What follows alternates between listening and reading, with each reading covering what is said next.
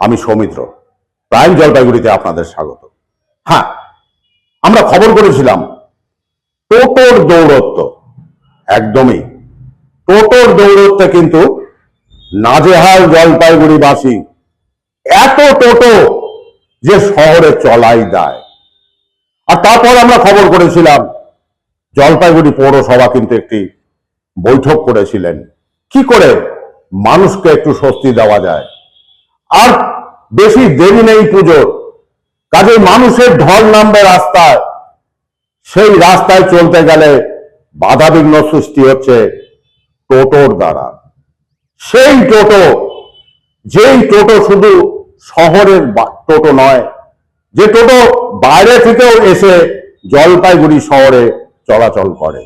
তাহলে উপপৌরপিতা সৈকত চ্যাটার্জি জানালেন বাইরে থেকে আসা টোটো আর শহরে ঢুকতে পারবে না।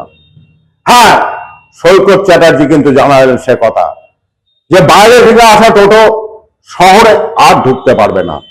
তাহলে কিভাবে সেই ব্যবস্থা? ট্রাফিক পুলিশ ও পৌরসভার যৌথ উদ্যোগে কিন্তু বন্ধ হতে চলেছে বাইরে থেকে আসা টোটো শহরে ঢোকা। পাশাপাশি 18 বছরের নিচে বয়সের কেউ কিন্তু টোটো চালাতে পারবে না, এবং একই মালিকের একাধিক টোটো রাখা যাবে না, জানিয়ে দিলেন ভাইস চেয়ারম্যান সৈকত চ্যাটার্জি। তাহলে কি পূজার আগে স্বস্তিতে মানুষজন রাস্তায় বেরোতে পারবে? এখন দেখার বিষয় সেটাই। মানুষ রাস্তায় চলবে, কারণ আসন্ন দুর্গাপূজা। সেই পূজায় মানুষ কিন্তু বেরোবেই রাস্তায়, অনেক দোকানে অনেক কিছু মার্কেটিং করতে। সে জায়গায় দাঁড়িয়ে টোটো বাধার সৃষ্টি করে রাস্তায়। আর আজ পৌরসভার এই সিদ্ধান্তে একটু স্বস্তির নিঃশ্বাস ফেলল জলপাইগুড়ি শহরবাসী। তাহলে দেখতে থাকুন প্রাইম জলপাইগুড়ি, সাবস্ক্রাইব করুন প্রাইম জলপাইগুড়ি।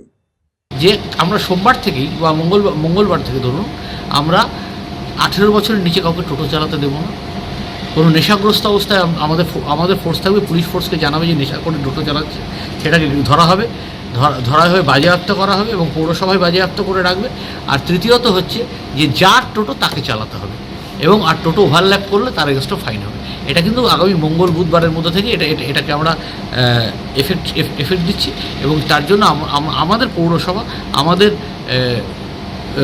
নিজস্ব লোক নিয়োগ করবো, এবং আইসি ট্রাফিক, আইসি কোতোয়ালি, ডিএসপি ট্রাফিককে নিয়ে আমরা একটা টিম করে এই কাজ করবো। আর রুট ম্যাপ তৈরি করার ক্ষেত্রে টোটো আমরা কিন্তু পুলিশ প্রশাসন, শ্রমিক টোটো সংগঠনগুলো, ব্যবসায়ী সংগঠন এবং সবার কাছে, এবং আমাদের নিজস্ব আমরা সবার কাছে অভিমত চেয়েছি 8 তারিখে। তার পরবর্তী আসছে সেগুলো কালকে থেকে বা পরশু সোমবার থেকে আর প্রবেশ করবে না সব। তাহলে এটা পুলিশ প্রশাসন দায়িত্ব নিয়েছে আজকের মিটিংয়ের থেকে। তারা, কারণ হাইওয়ে দিয়ে কখনো টোটো আসতে পারে না, রান করতে পারে না।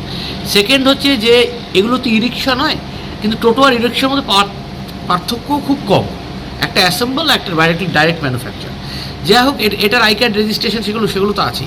আমরা কালার কোডের পথে হাঁটবো, টোটোকে রুট ঠিক করব, এবং রুট ঠিক করার জন্য, কালার কোড ঠিক করার জন্য, এবং তার সাথে QR code of the root ঠিক করার জন্য আমরা ওটা পরে আসে 8 তারিখে মিটিং ডেকেছি। এবং একই সাথে আমরা আজকের মিটিংয়ে নো পার্কিং জোন চিহ্নিত করেছি। কদমতলা একদিকে, দিনবাজারে একটা নো পার্কিং জোন চিহ্নিত করেছি, এবং সেখান থেকে কোনো টোটো যাত্রী তুলতে পারবে না।